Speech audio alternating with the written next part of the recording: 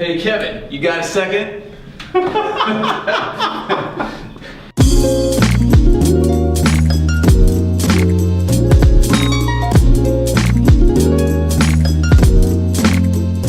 up, vlog?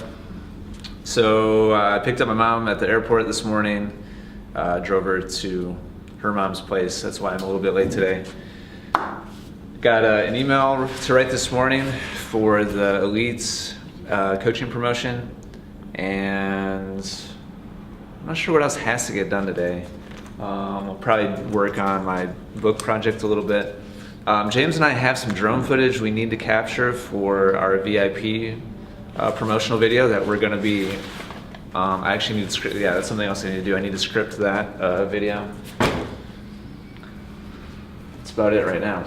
Dude, how did you do this? Mike, you got some explaining to do. In a good way. Mike's got a grin on his face like, yeah, you want to know. I know that the Mavic Trade secrets. does not shoot at this frame rate. 93 frames a second? All right, well there you go. I love it. I know, he's like, all right. I didn't think there's any way it shot over 60. And I was like, that is not 60 frames per second. So I thought you did like some kind of software to it or something. The nice thing is, actually, it reformatted it to 23.97. Oh, so it's slow coming out of the... Mm-hmm.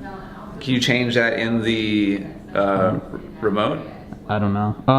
You can change the frame rate in the remote, yeah, but you can't decide whether or not it reformats it to 23.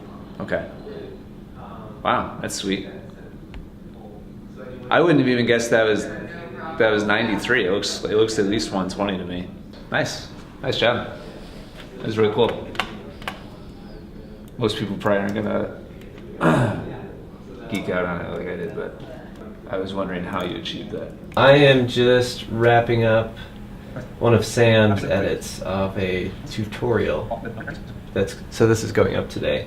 So basically all I'm doing is checking his edit, adding some titles at the beginning, cleaning up the end, which it looks like I know I did. And then it's set to go. So I'll export this and upload it here in the next 10-15 minutes.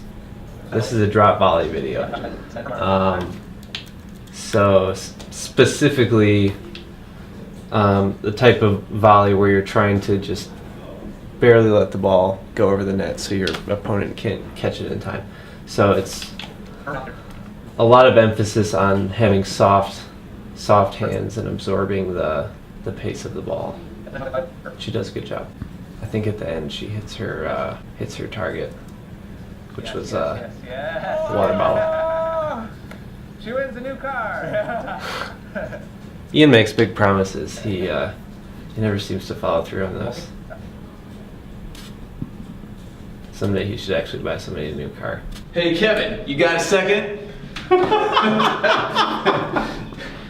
you take a look at something for me? I always want to avoid, like, as much as I believe in like what we provide and that it's very unique and different and extremely effective. I always want to be careful about kind of walking a fine line with describing what makes our coaching unique without being a jackass to other coaches. Okay. And there's a lot of coaches that follow our stuff, and I've kind of in the past occasionally I've kind of tread a little bit over that line, not a lot, but here and there. And so I'm curious. I'd love to get your feedback on this copy. Here's the subject. The subject line is the worst tennis lesson to ever take. So I'm curious about if you feel like I've crossed that line or not, as far as being like disrespectful or condescending or just a pompous, at all. This is a really hard, thing for me because first of all, I've shared this before on these videos. Sales in general is not natural for me. Like it's something I've really had to work at. I don't like talking about myself in a positive way. I'm much more comfortable making fun of myself than I am saying nice things about me or even like the brand or the company that Essential Tennis has become.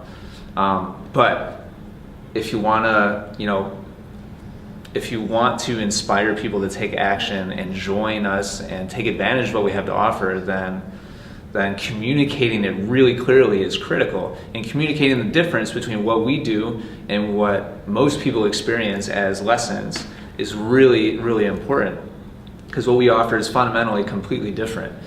And so comparing those things in copy or marketing or promotional materials in a honest yet like respectful or tasteful way is sometimes really difficult. I'm not about tearing other people down, but at the same time, I feel like it's important to point out why we're different and why we're worth working with.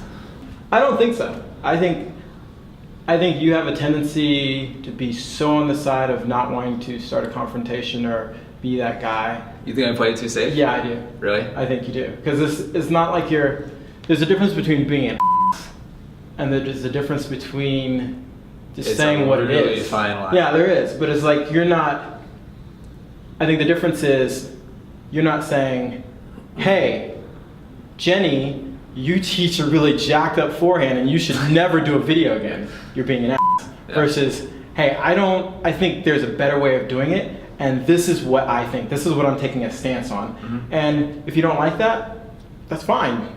But this is what I believe in. This is what we do.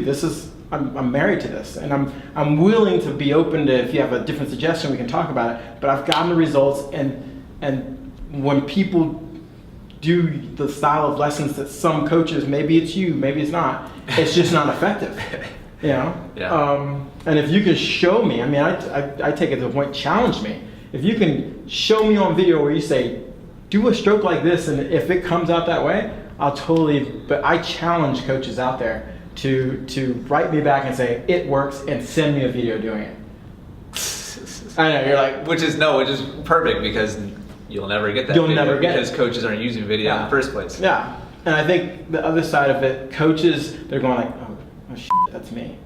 They're not gonna be like, yeah, he's a jackass. They're gonna be like, Right. I hope my students don't read this email because I gotta now, I think That's the response of a coach who has a healthy balance between his or her ego and like reality. But for most humans, being challenged directly in a way like that, they're gonna totally repel. Right, exactly. Their knee-jerk response is to respond to this email and be like, "You're a jackass. Like, why are you crapping on traditional coaching?" I'm just saying. No, I love it. But I mean, I think The response good. that you described is like best case, like self-reflection and like, oh, maybe I need to improve, is like not what actually happens in reality. So I think it's also going to the higher order of what do you want to happen, as not just in this moment micro, but macro. You want to lift the For tennis. So it's Yeah. like if you're going to always kind of avoid that confrontation, Yeah. then you're always going to have these people that are like, oh well, okay, I'll just do it my way.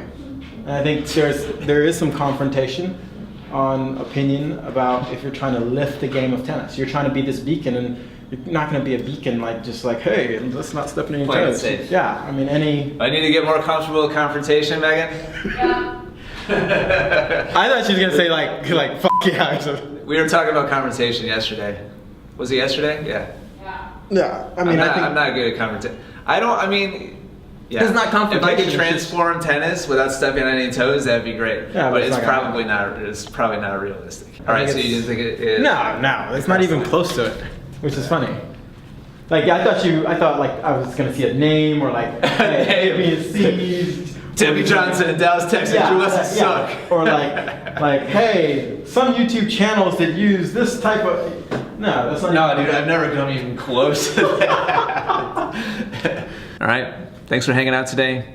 I'm gonna get this email sent out now. Tomorrow we'll be kind of at a crossroads where we need to decide what to do with Elite. One way or another, we're gonna close the registrations for that by the end of the week. So, but what happens today will kind of dictate what path we take tomorrow. So that'll be interesting. I think that's about it. Later on, James and I are going to go out and do some droning.